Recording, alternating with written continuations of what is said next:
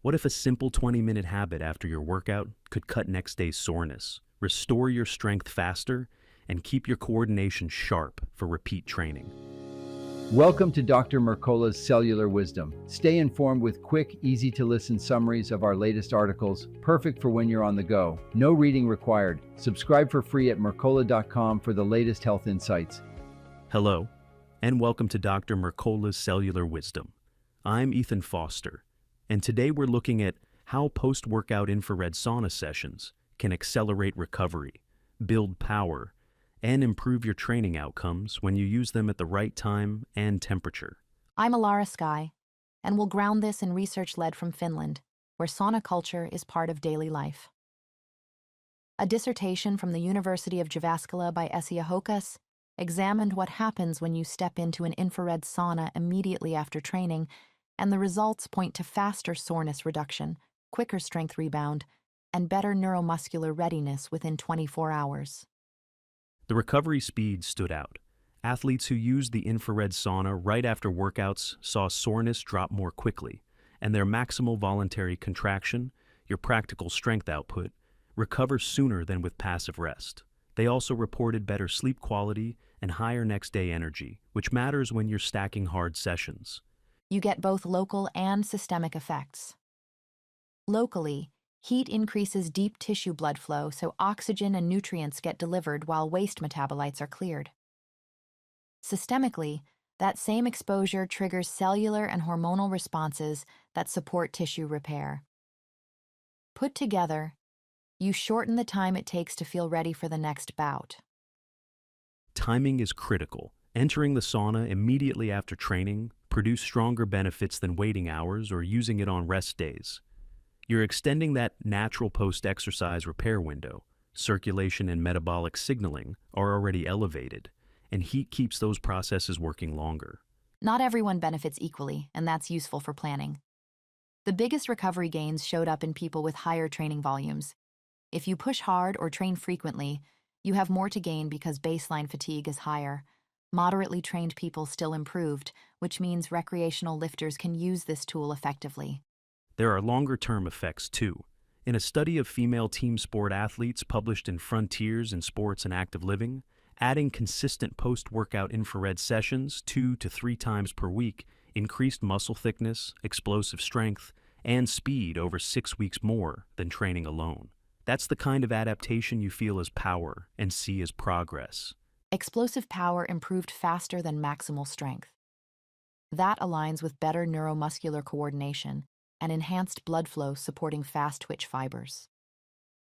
If your sport or training relies on sprints, jumps, or quick changes of direction, keeping those fibers recovered between sessions sustains performance quality. Mechanistically, heat exposure upregulates heat shock proteins that help repair damaged proteins and prevent further breakdown. Infrared sessions also shift your autonomic balance toward parasympathetic, rest and recover, lowering heart rate and cortisol. You feel calmer, sleep better, and wake up more prepared to train again. Vasodilation is another lever. Infrared heat promotes nitric oxide-mediated relaxation of blood vessels, improving circulation. That means more oxygen and nutrients delivered and faster removal of byproducts that drive stiffness.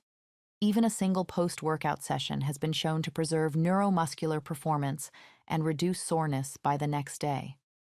Let's talk sauna type. Far infrared systems operate at comfortable air temperatures while delivering deep tissue effects that support detoxification and circulation.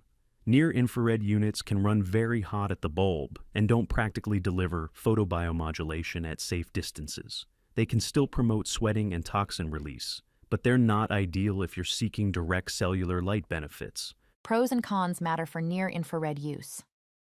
On the plus side, you'll see very low electromagnetic fields and effective detoxification. On the downside, units are typically more expensive, can feel cramped, and the hot bulbs create a burn risk if you need to be close for meaningful light intensity. If your goals are recovery and practicality, far infrared tends to be the better fit. Now to the how. Start around 120 degrees Fahrenheit 3 times per week. As you adapt, increase by about 2 degrees Fahrenheit weekly. Lower temperatures require longer sessions to match the effects of shorter, hotter exposures. For example, at 120 degrees Fahrenheit, you may need about an hour to approximate what higher heat sessions achieve more quickly. Experienced users often prefer the 140 to 150 degrees Fahrenheit range. Avoid overdoing it. More isn't better here. A useful acclimation approach is daily sessions for 10 to 11 days initially, then shift to every 2 to 3 days for maintenance. Multiple sessions per day add risk without extra reward, and overexposure can lead to severe dehydration and other problems. Hydration is non-negotiable. Plan a quart of water with electrolytes about an hour before your sauna. You may lose 1 to 2 pints of sweat in a single session, and that fluid must be replaced. Rehydrate with electrolytes afterward to restore sodium and minerals. Adding a natural salt solution and extra magnesium is a simple way to cover the basics. Safety guidelines are straightforward. Set a timer in case you get drowsy and have someone nearby or checking in. Start slow on both temperature and duration, and build gradually. Never drink alcohol before or during sauna use, because the combination can be dangerous. If you're elderly, have low blood pressure, or recent heart issues, take extra precautions and consult your clinician. Special populations need tailored limits. Children don't regulate heat like adults, so keep their time to about 5 minutes. Avoid sauna bathing during pregnancy due to potential, not fully understood, fetal risks. If you notice dizziness or unusual fatigue, those are signs to shorten sessions and increase recovery between them. Placement still matters. To maximize benefits, step into the sauna right after you train. That's when your circulation, cellular repair activity, and neuromuscular systems are primed. Consistent use in that window compounds over weeks into better strength recovery, greater muscle growth, and improved training resilience without extra wear on joints. Your practical challenge: for the next 2 weeks, schedule 3 post-workout infrared sessions at about 120 to 130 degrees Fahrenheit.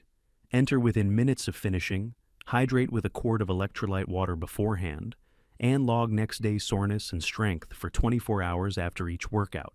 Use those notes to decide whether to increase temperature by roughly 2 degrees Fahrenheit the following week. Thank you for watching Dr. Mercola's Cellular Wisdom. We'll see you on the next episode. Thanks for watching.